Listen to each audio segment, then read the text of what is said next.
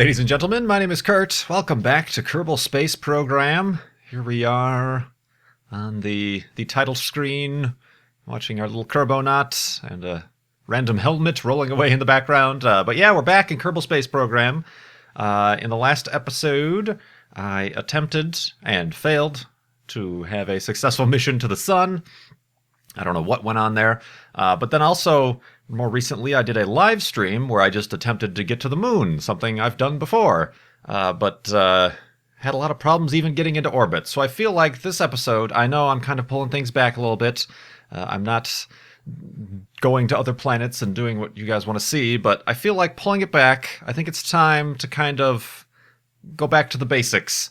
And I need to kind of reteach myself how to make a proper rocket just to get in orbit. All these problems I have just getting into orbit around the planet Kerbin, it's a little bit frustrating. So I feel like this would be a good time before we start heading off to the planets and other things to just kind of start from scratch. Not really scratch, but start in the VAB and just kind of learn to get back into the basics of space flight. And maybe this can serve as a little bit of a tutorial for you guys. I know a lot of you ask me, oh, I've got Kerbal Space Program, but I can't even get into orbit. You're not alone. It's not an easy thing to do. But maybe a little bit of a tutorial, maybe not. I know my first episode of Kerbal Space Program I call my first flight tutorial. I call it that because I'm actually going through the game's tutorial. I know I failed to even get into space in that first episode, but it's a popular episode. I think it has like 150,000 views by now, which is crazy. One of my most viewed videos on the YouTubes. But yeah, anyway, here we are in the VAB. I've chosen the smallest capsule. It's a one-person capsule, a lot like the Mercury capsule of the NASA spaceflight missions of the early 60s. But we're going to start with that, and of course, I'm going to put a parachute on the top. These parachutes are not... There we go. They don't like to go where they're supposed to, I've found in this latest update, but we're going forward. So I'm just going to build the most basic rocket I could possibly build that will hopefully get us into orbit. I'm wondering if I want to make it... it should probably be a two-stage rocket, I'm thinking. I probably need an SAS. Where is the SAS? An SAS module. So, I guess to explain... obviously you need a capsule. Obviously you need a parachute. The SAS module, the advanced SAS module, as you can read, is kind of like an autopilot guidance system.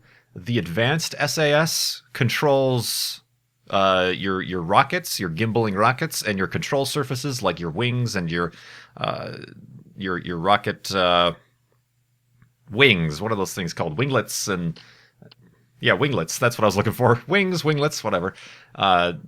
That's what the advanced SAS controls. There's this other SAS, just a standard SAS.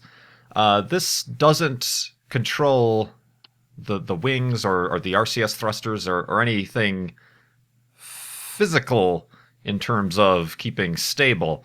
What this one does is you can imagine it having some sort of like a gimbal on the inside, and that just basically uses shifting of the weight inside there to keep yourself stable. So these I tended to overuse in the earlier versions of Kerbal Space Program. I'm going to go without it. They do have their place with larger rockets and things like that, but I'm going to go without one of these standard SAS modules today because we're going to try to make as simple of a rocket as possible.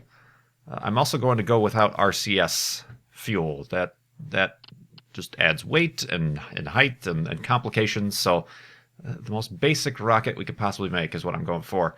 I need to put a... which engine should I go with?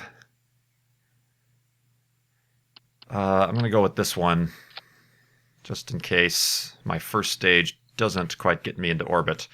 All right, there. That is our orbital stage.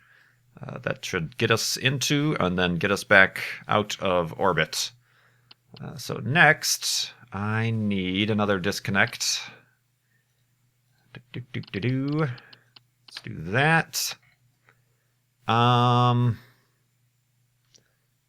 to think of how I want to do this. I could like really kick it old school and stick with these rockets, but I think I'll utilize some of the new parts. So let's do that, and then let's put a couple of these big old fuel tanks. Just two. Once again, keeping it simple. As we found out in the last episode, it really helps to have these strut connectors in between your stages, simply because things tend to go awry when you do not. Boop. All right, there we go. What else do I need to do? Zooming out. I need a main rocket.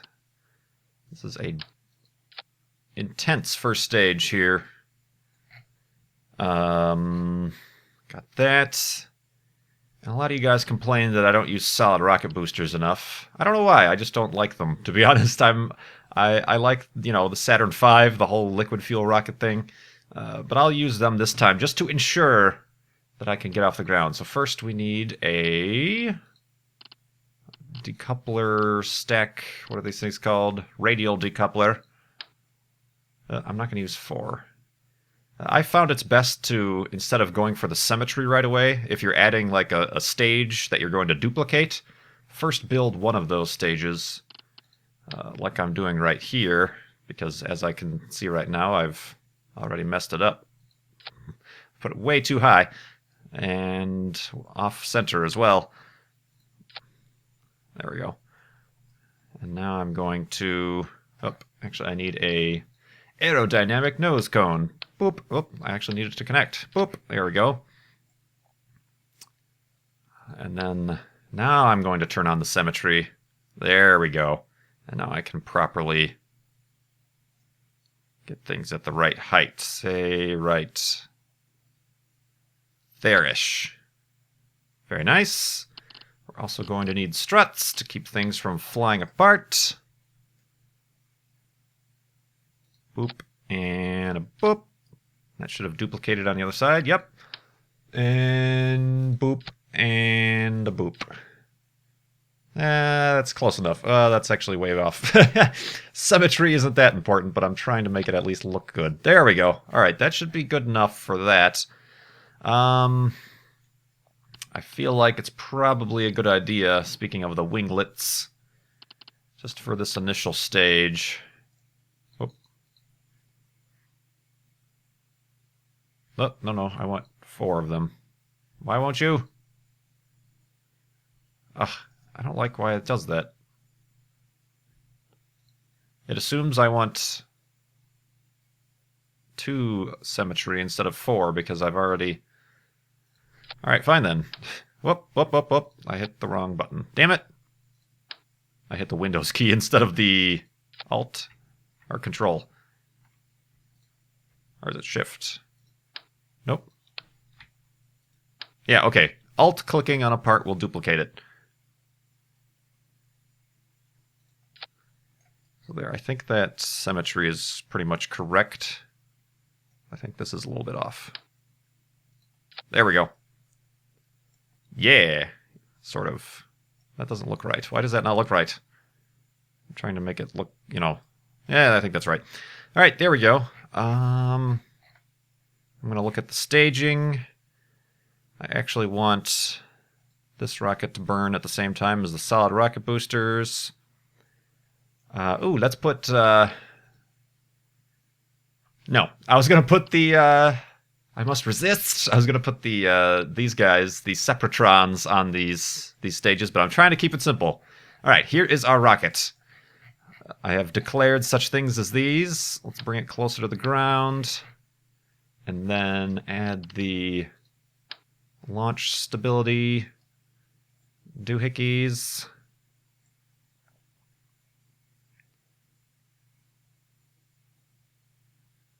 Like that. And it's probably a good idea to have just 2 more. Just for the sake of it. And those all disconnect at the same time. Yeah, do they? No, they don't. Damn it. All right, let's get all this stuff into the first stage.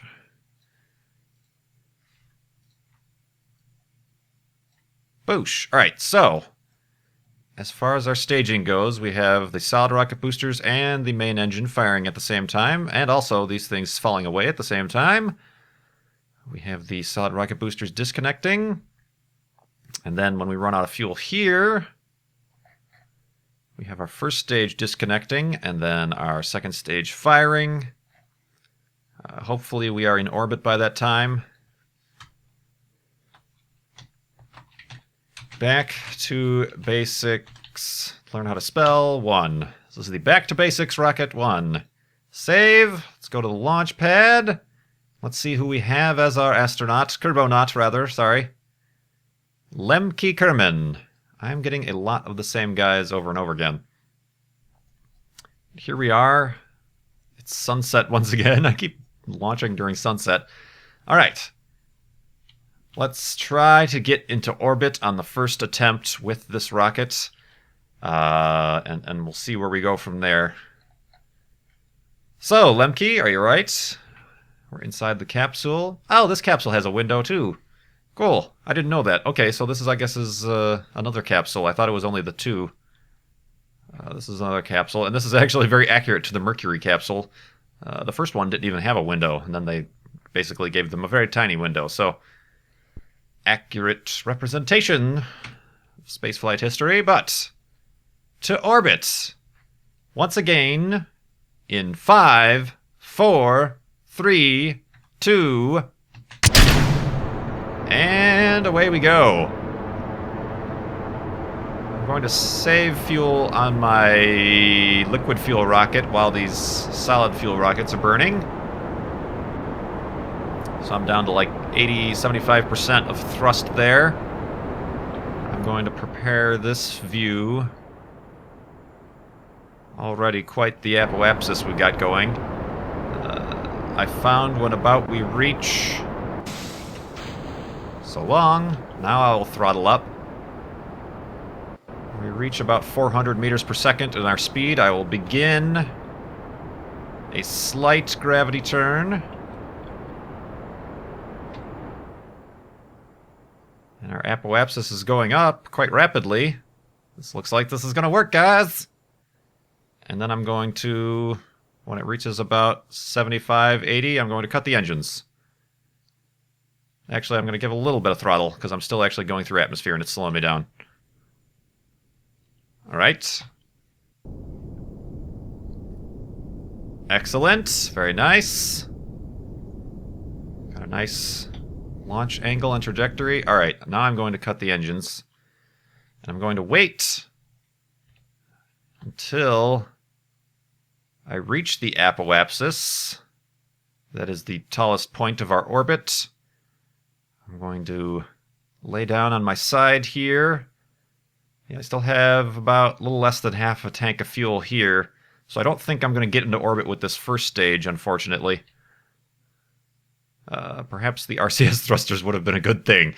All right, let's not overextend ourselves here. Come on. This is a big, massive rocket we've got to control here. Very nice, very nice. Lemke is freaking out. And hold that, SAS. Even though right now, since that's an advanced SAS, we're above the atmosphere and we don't have RCS thrusters, so it really isn't going to give us too much in terms of stability, but it'll be all right. When we fire up the rockets, because this rocket is actually a gimbaling rocket, it will provide us some stability. So yeah, I'm going to wait until we reach the apoapsis of 88,000 meters, and then I'm going to fire the engines once again. This first stage is going to run out of fuel. I will disconnect it, and then we'll use, hopefully, with this fuel tank and this rocket, will get us into a circular orbit. And basically what we're doing, for those of you who do, I guess this is the tutorial part, an orbit is basically we're falling towards the planet at the same speed we're moving perpendicular to its surface. All right, firing the engine.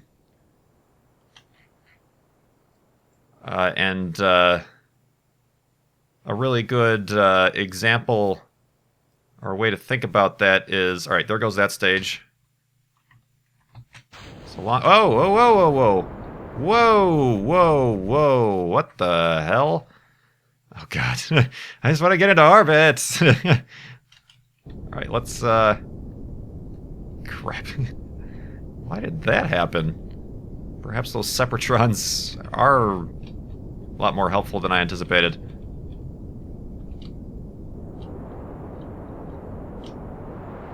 Okay. Uh-oh. Alright, this is going to be a strange and unusual orbit if I do get into orbit at all. Damn it, why did that happen?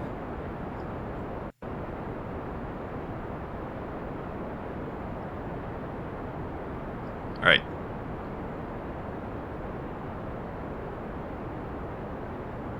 Uh-oh. Yeah, well done. I wonder if I can get a little bit higher by doing this. Yes, I can. Okay. I just want to not be entering through the atmosphere again. Did I just run out of fuel? I just ran out of fuel. God damn it. Alright, well, this guy's stuck in orbit forever. Sorry, Lemke. Okay, I think I started my burn too late, but I also apparently don't have enough fuel. Well, I do. I obviously got into an orbit. Alright, lesson learned. Start your burn well before you reach your apoapsis. Let's try that again. I'm just going to leave him up there just because. Alright. Wondering if I can do anything differently here. We have so much power in this first stage, I can afford to add some more weight to the second stage. So I can do that, and also actually, let me add some RCS thrusters to help us out in space. So RCS thrusters need the special RCS fuel. This guy, that, and that. And then we need the actual RCS thrusters. I will put them on the back, and 4 of them is a good way to go. Alright, so here we are. Whoops, I've moved the rocket down too far. Let's make sure the staging didn't mess up. Everything's right there. That was really weird what happened between these two stages. Let me use the Separatrons. At least 2 of them. I will do my patented spinny separations. All right, these are firing. I want them to fire with this stage. There we go. Hopefully that fixes that issue. All right. Back to basics 2. So yeah, as we've learned, you can have a rocket that's plenty powerful enough to get into orbit, but if you don't know what you're doing, like me, if you don't know what you're doing, you're not going to be successful. So let's try this again. Let us head to the launch pad. Now who have we got? I'm also doing these missions because I'm expecting at some point to get KurtJMac. A lot of you have been sending me messages and screenshots when you guys get KurtJMac. Even another Let's Player, I forgot his username. I'll put, I like his videos and subscribe, but Danny, and then there's some numbers following his username. He got KurtJMac in one of his missions and tried not to kill him. All right, I'm going to throttle up, like I said, to about 75%. Turn on the SAS. And we're going to try this again, and I was going to finish my thought trying to explain what an orbit is in 5, 4, 3, 2, 1. Liftoff.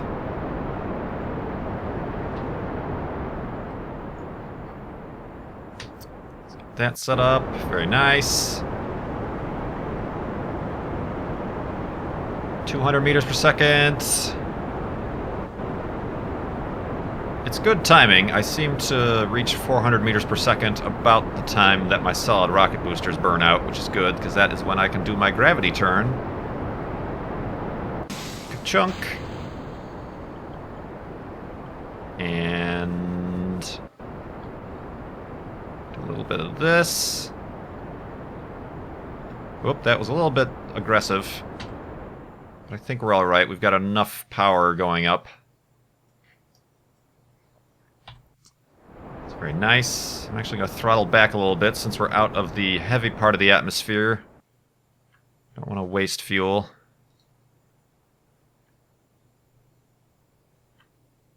Let's keep slowly throttling back. 50%, 30%. And I'm going to keep just a very, 10%, because I'm still going through atmosphere. If I cut the engines, I will start slowing down, and I don't want to waste... I already am kind of slowing down. You see my orbit. But I don't want to waste fuel. So let's actually get in a position where we're at the 90 degree facing the horizon. But basically, the point I was trying to make earlier, Ribfred, is that in orbit, in Kerbal Space Program, and in real life, is basically you're falling towards the gravity well from the planet at the same speed at which you're going horizontally. So, for instance, the International Space Station, they're falling towards the Earth at 17,500 miles an hour, but they're also going forward at that same speed, so they're perpetually falling. And basically, if you could think about it, the best way I've heard it explained is if you have a cannonball and you shoot it at the top of a mountain, and let's just use this arc as an example, you put more gunpowder in and it gets more and more powerful. Let's say, okay, we've got enough gunpowder where the cannonball follows this trajectory. All right, put more gunpowder, then it'll follow a further trajectory. And because the planet is a sphere, obviously, if you have enough power behind that cannonball, that trajectory eventually will cause this arc to keep expanding, and eventually it's going to turn into a circle and will be in orbit. So that is the best way that I've kind of heard an orbit explained. The same thing is happening. The planet Kerbin is falling towards the sun at the same speed it's going in a forward direction around the sun. Same thing with Earth around our sun, and all that other stuff. All right, I'm going to actually... We're well before our apoapsis, some 20 seconds before, but I'm going to start firing the little rockets to get into orbit. All right, there goes that stage. Why do you do such things as these? I don't understand sometimes the behavior of these rockets. No, no, no. I want you to stay... Ugh. Give myself a little bit of help here. Right there, right there.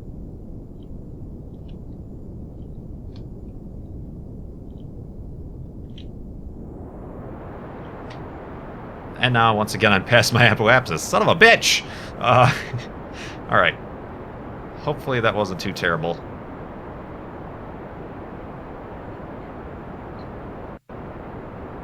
Why does that keep happening? Did I set something up wrong? Or those little struts I add between the stages messing things up? I don't know. Right, I'm going to have to aim up a little bit.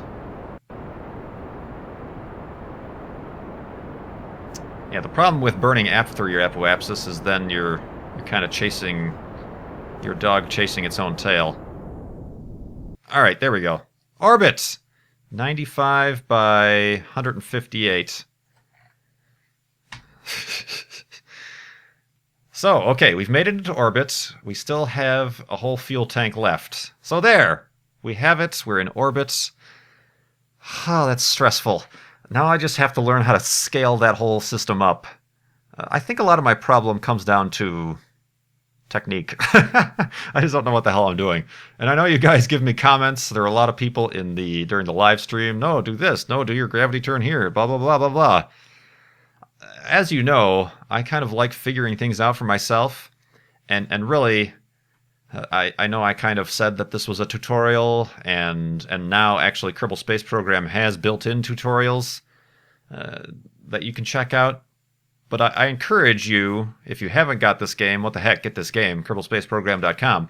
But I encourage you, when you do get the game, just do trial and error. That's kind of what makes the game so fun. The first 40 of your rockets are going to explode on the launch pad. But eventually, and it becomes much more worthwhile and much more fulfilling if you eventually get that rocket into orbit and you're like, yes! And then eventually you get to the moon, and eventually you land on the moon. Getting and landing on the moon are two separate things altogether. But yeah, I mean, there are a bunch of tutorials on the YouTubes for Kerbal Space Program on how to get into orbits properly and the best kinds of rockets to build and whatnot. Let me circularize this orbit.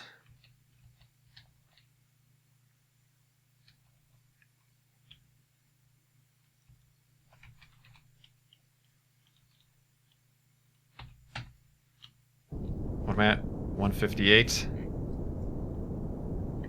There we go. Stop, stop, stop. I'm at 161 by 158. Look at all these things I have in orbit. Oh, this poor guy's going to be stuck forever. Of course, not as bad as our guys. Let me show you where they're at right now. Not as bad as our guys stuck around the sun. They actually have not moved much since I recorded that episode. They were like right here, and now they're over here. So, good luck with that, guys. Good luck. Alright, so yeah, I guess if it's not something you want to figure out on your own, to circularize your orbit basically means you want to get your periapsis as close to your apoapsis as possible. You basically, whatever you want to do, you burn at the opposite end. So as you saw, what was previously my periapsis, which was like 80,000 meters, I wanted to bring up, so I burned forward and then brought up, and things swapped around because I burned a little bit too long. But yeah, that's the worst explanation anybody could have possibly given any of you. Indeed. So yeah, we're in space. I wonder, let's see what kind of view we can get outside this capsule.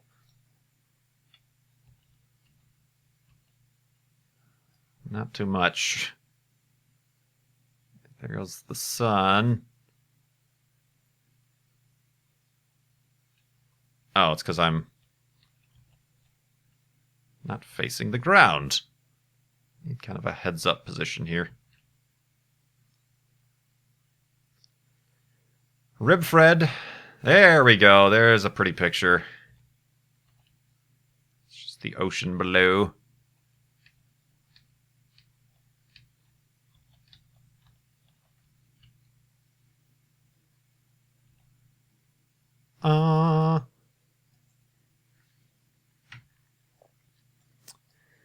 Very nice indeed. Okay. Where are we at for time? We're doing good. Okay, I think I'll do a re-entry then. Let's give Ribfried a few more orbits of the planet. I don't know, maybe we can sync up with a few rockets we already have in orbit here. Where are they at? They're quite on the inside, so they're going to be the ones catching up to us. Kerbal X. There's this guy. Might be... Uh-oh. Whoa, whoa, whoa. Might be a little bit of a collision issue. No, he's way off. Okay. Yeah. There he is, I think. What is that? 44 kilometers? Yeah, that's probably him. See you later. Sorry for leaving you in orbit. Lemke, or whatever your name was. That's pretty funny. Alright, I've orbited a few times, but now I think it's time to come back home. So what I want to do is, with that whole cannonball analogy, if I am in orbit, and I do want to start falling back to the planet faster than I'm speeding parallel to it, I need to slow myself down. So I'm going to point in the opposite direction. And I'm going to burn my engines. And then you're going to watch the opposite side. Like right now I'm at the periapsis. I'm going to watch the apoapsis fall, which is probably the least the least fuel efficient way to do it, to try to reduce your highest altitude, but I think we have enough fuel to do it. Yep. So I am aiming for this ocean.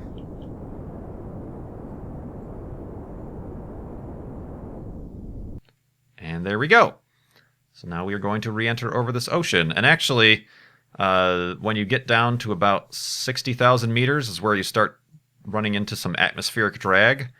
So while it looks like I'm going to come down here, I'm actually probably going to come down further forward because this is going to further shrink as I re-enter the atmosphere. How much fuel do I have left? Plenty. I could have gone with a smaller fuel tank. Indeed. So let's fast forward time until we get into our re-entry interface. Down past 80,000 meters. Let's disconnect this stage. Got that all set up properly, don't I?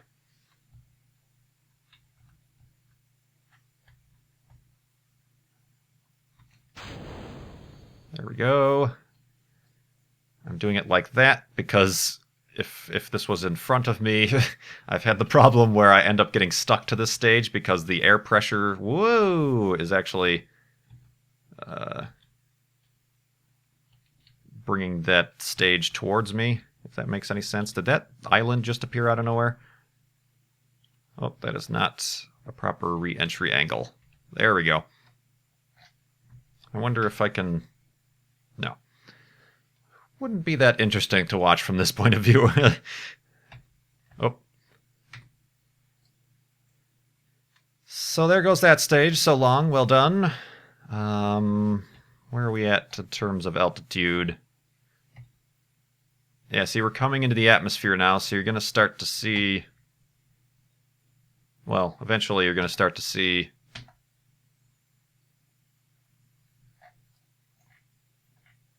this shrink. I'm thinking I'm going to come in somewhere around there. Yeah, as you can see, it's already shrinking because I'm aero braking. They have yet to introduce the actual re-entry heat issue in Kerbal Space Program. I'm going to turn off SAS to let myself glide in. And I'm slowing down faster than that stage because I've hit the atmosphere sooner. I'm running at 4 times speed or something like that. So yeah, you see, watch that entire arc just completely shrunk. That's going to do even more when I pop the parachute. Kaboosh. That's going to... Can I switch to it? Oh, I can! Awesome! There that goes, but because... That's going to slow down quicker. This one doesn't have a parachute, so this one's just going to run into the water. Oh, this is cool. I like this little feature where you can jump to even unmanned parts of your vehicle as they fall.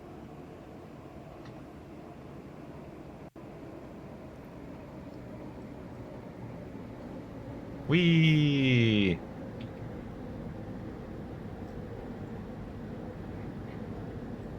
Skaboof! Here's our guy in the capsule. The chute opens about 500 meters.